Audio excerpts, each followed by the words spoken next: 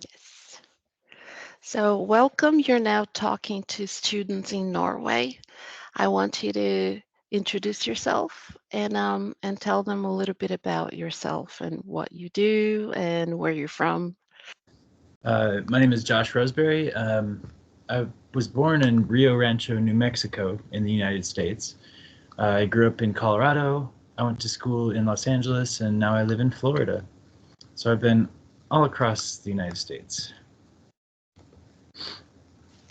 Tell us a little bit about yourself, what you do, the things that you enjoy the most in life. Uh, Creating and other people. I'm a musician and a writer, and I just like to create, and and I appreciate other people that just like to create. And it kind of took me on a really weird path, like through drug addiction and through hating myself for years, which I think a lot of people go through that. Um, but yeah, I'm just on the other side of that. So for money right now, I'm a bartender, server, bartender. Tell us a little bit about your art. Where does it come from? I don't know. Like when I'm painting, I like to paint like worlds and just things that don't actually exist. And I kind of like doing that in writing as well. And that perspective, even when I'm writing nonfiction, I still take that perspective. So I try to focus on the things that uh, are out of the ordinary, even if it's an ordinary thing. And how about writing? Because you're also an author. Tell us about your writing and where you draw the inspiration. Does it come to you, or is it something that is also some? Do you have to stop and make Because I know some authors who make an outline first, and then they work from that outline into a novel, into a short story, even into a poem. How is your writing process? Most of the time, I'll be doing anything, and I will just an idea will come and I'll just write it down. Sometimes it's a sentence, sometimes it's just a joke, sometimes it's inane and nonsensical, which happens a lot because I'll read back through them and go, well, that doesn't make any sense. That's nothing. And then sometimes it's something that sparks some sort of interest in my head. And when that happens, I try to, like, you have to, inspiration isn't really something that comes from inside you or from outside you. You kind of have to meet it in the middle. So you have to kind of start and try to write or just get anything down, and then the inspiration will come as you're writing it.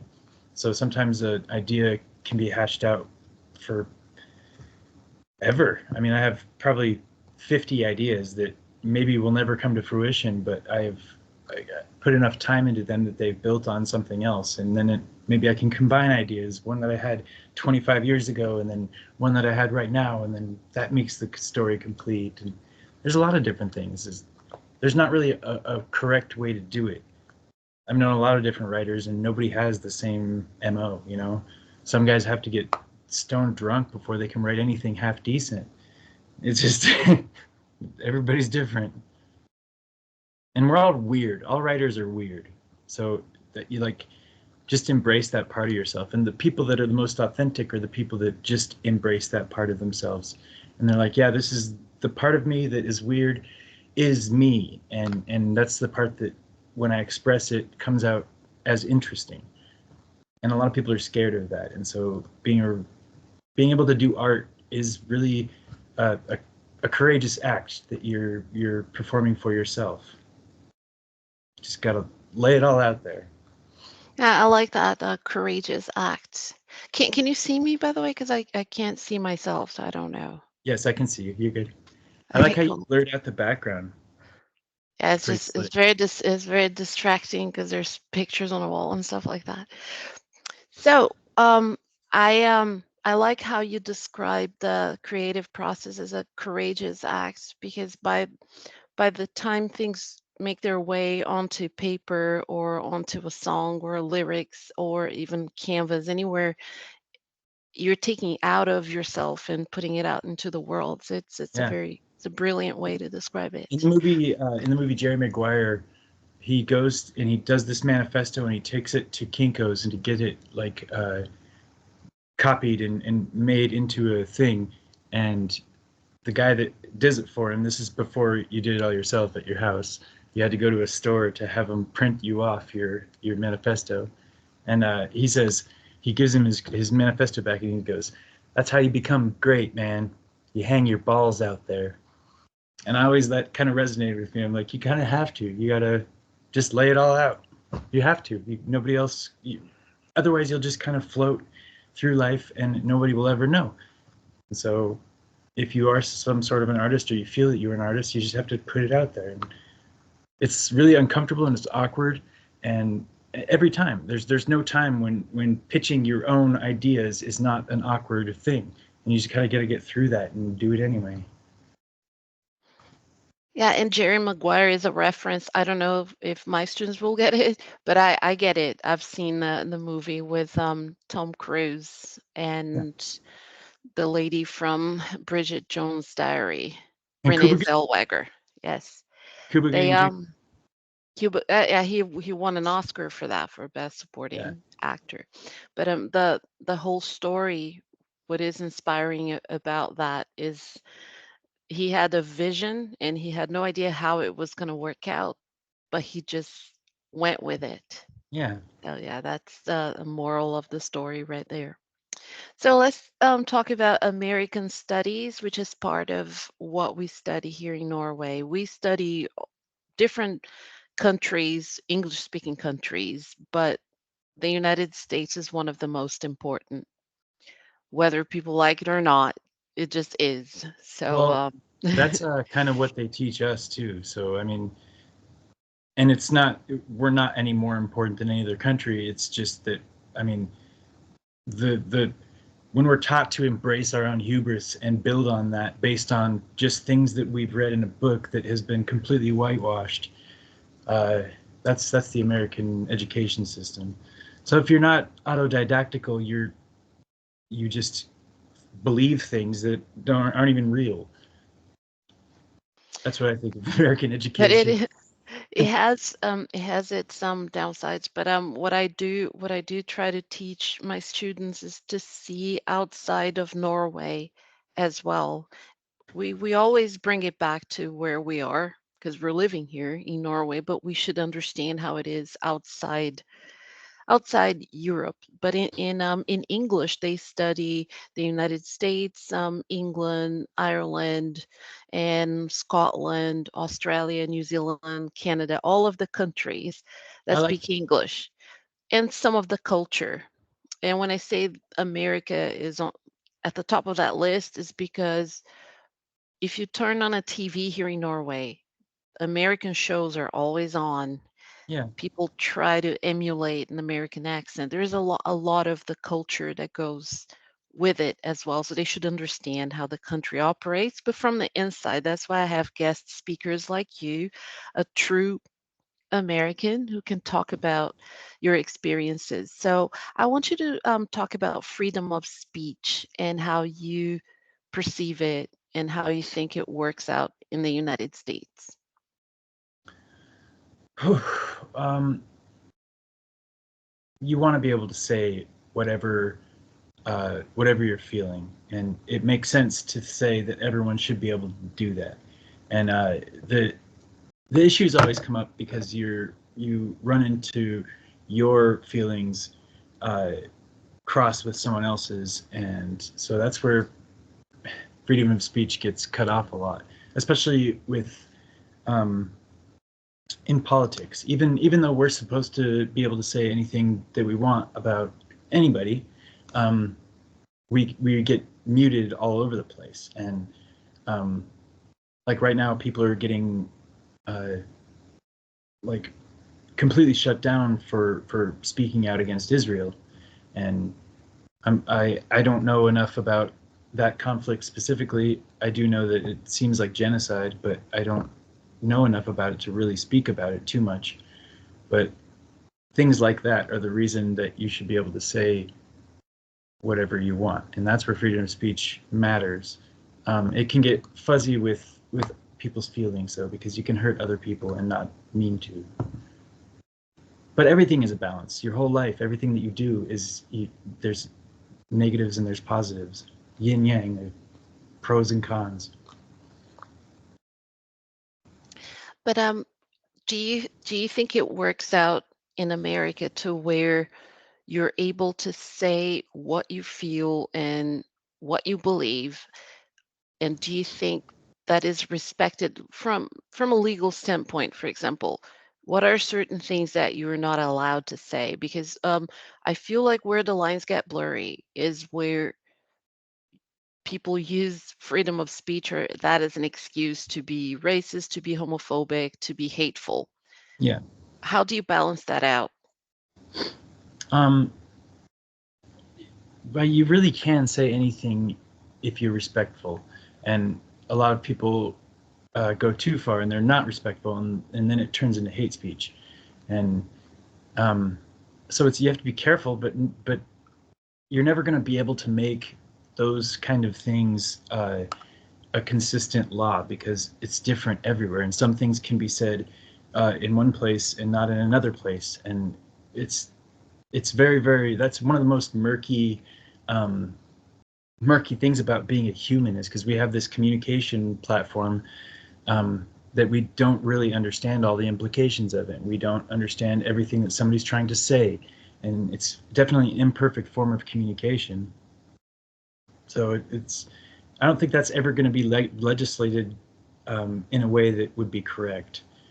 At least I can't see that avenue. But I'm pretty stupid, so it might be it might happen. Smart people might figure that out. Don't say that about yourself.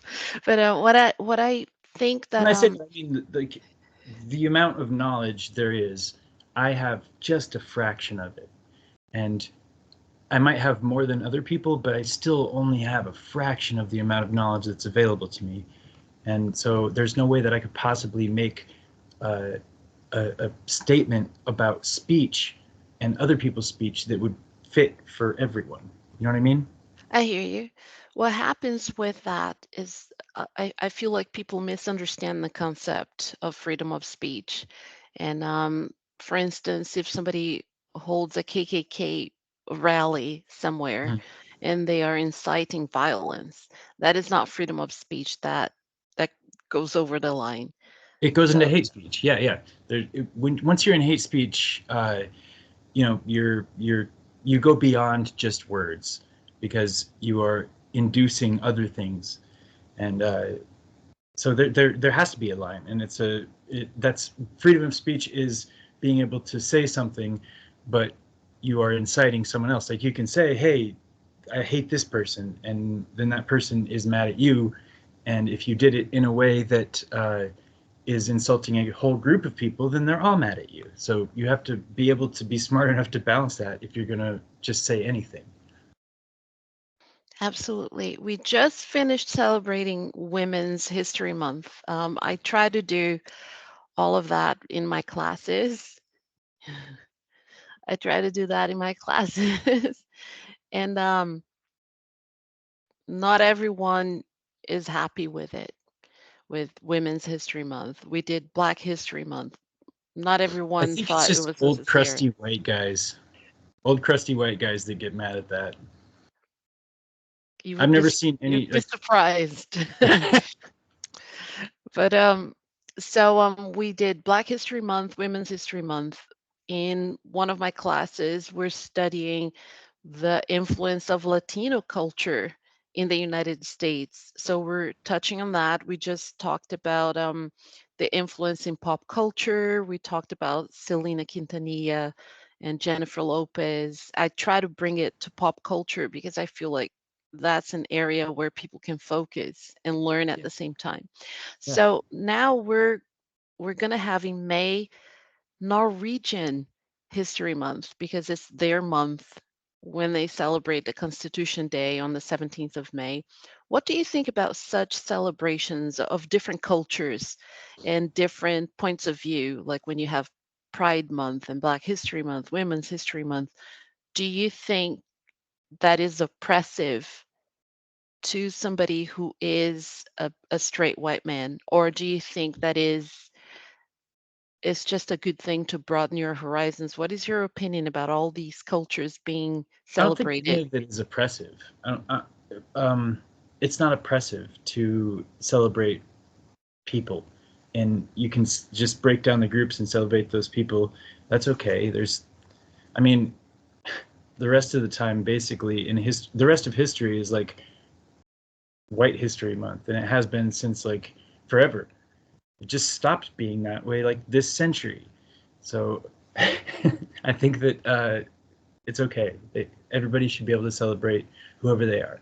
Now, personally, I think that um, it doesn't make sense to me to celebrate something I didn't have any choice or control over. So, like, I don't celebrate my skin color or things that I didn't have any control over. But that doesn't. That is just me. That's I'm not forcing that on anybody, and I don't want to. Like, I think everybody should be able to support that stuff. And if there's parts of life that have been overlooked, then yeah, celebrate them. That's cool.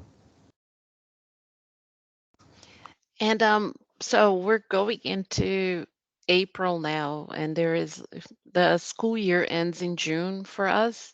So we have just a couple of months to work on the rest of what we need to work on before they have exams. The exams here in Norway, they're done in a different way. So you Uh-huh. don't know what you're going to be tested in. You will Oh, so they know. spring randomly, so you got to study everything.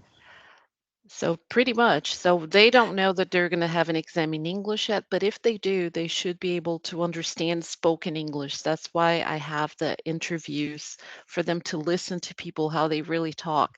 Then Yeah, it will be easier for them to do their listening bit on the exam. So you're helping them with that right now. I probably already know more about Norway than most Americans because my mom did a she it was like a what is it called, student when An she was in high exchange school. student program? Yeah, exchange student. Yeah, she did that in Norway, and she loved it. She has a lot of good things to say about Norway. I told her about this, and she's like, "Oh, that's awesome! You're going to be talking to people from Norway." That is excellent. It's one of the best experiences a person can have in life is going to a different country and experiencing the culture. It Yeah, really is. Yes. So, upcoming elections, I know that everyone is super excited, and I feel like the past decade, I would say that more people have gone and voted in the USA where you don't have to vote, but what do you have to say about the upcoming elections? All of uh, it, how you feel about all of it. well, I think that since we have essentially a two-party system, it's flawed and it's inherently flawed, and they try to pit red versus blue like they're in a fight, and it's really not like that.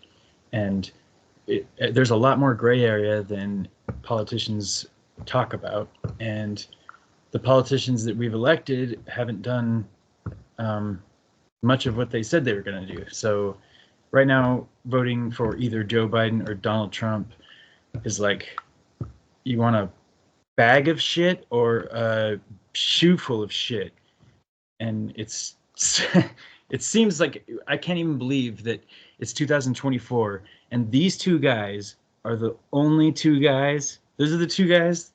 Those are the main two. There's I can think of 1,000 people off the top of my head that would be better presidents than either one of them. So I'm not excited about the election. Um, I will vote, but I will not be voting for either party because I'm an idealist and I think that we need to break that system. Thomas Jefferson said there should be a revolution every 70 years, and we haven't had one in 300 some years. So I think the next revolution is not going to be a violent revolution like all the other ones. I think that it's uh, a changing of mentality and a changing of empathy. That's what I think the next revolution is going to be. And I think we need that. And it's kind of proof in the two guys that are running right now. It's obviously a circus. So it's a circus we no longer need, like all circuses, really. There's a lot of criticism over both of them. We hear lots of criticism from everyone that I have talked to, most people are against Trump, not exactly pro Biden though. Mhm. But I did have somebody that has been a guest speaker for our classes who was pro Trump, and they gave some of the reasons why, and it's mostly the practical reasons. What was good while he was in office? Do you have any reasons why you think one is good and the other one could be good, or is there any positives? From those two, no, I think they're both shills.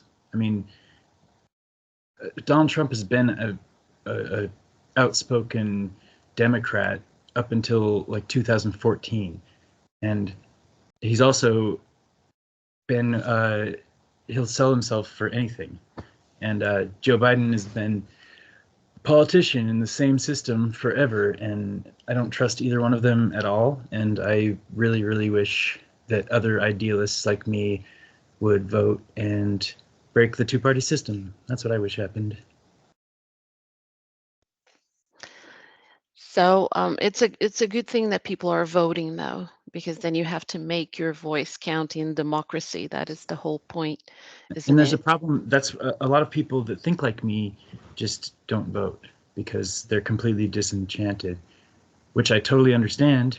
But on the same token, you're here and you're in this body, and this is where you're at, and this is the system that we have. So you might as well participate. At least try. Even if you think you're throwing your vote away, you tried. So the next thing that I want to ask you about is gun control. We have heard a lot about gun issues in the United States, and I don't know if my students have the full picture of how it really is. It is certainly different from what we experience here. Can you talk about that in your points of view? Yeah. I mean, there's more guns in this country than there are people, and it's easier to get a gun than it is to get a bank account. Um, and right, what we've relied on America historically is uh, a notion that there's more good people than bad people, and that the good people will take out the bad people if they decide to do something. I mean, that has proved obviously flawed, and there's a lot of innocent life lost. I'm not going to pretend I have any answers, but I do know that I've been around guns my whole life, and every person I've ever met who had a gun was very responsible with it, except for one. And that person lost their gun really quickly, and they didn't kill anybody. But it's just, I understand both arguments, and I wish that it wasn't such a divisive argument, but it does. It's a very powerful thing, and it's scary. It can be very scary if you don't understand them, and then you see them, you know. And that's about a quarter of the country probably doesn't have any idea how to use a gun or what to do if they see one, or and it's a very strange place to be.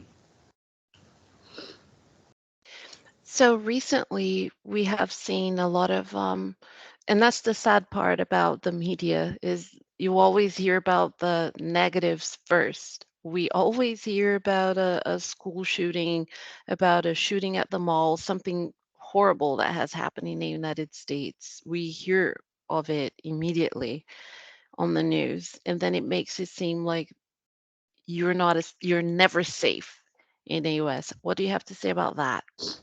I've never felt unsafe at all, but I'm also a white guy, like, so it's systems kind of set up for me to feel safe. So I don't know if I can speak to that and be authentic, you know. I've never felt like I was ever in danger of getting shot or something happening. And with the amount of people and the amount of with the amount of people in the country and the amount of people that died from guns, I have never seen it, and I haven't ever been around.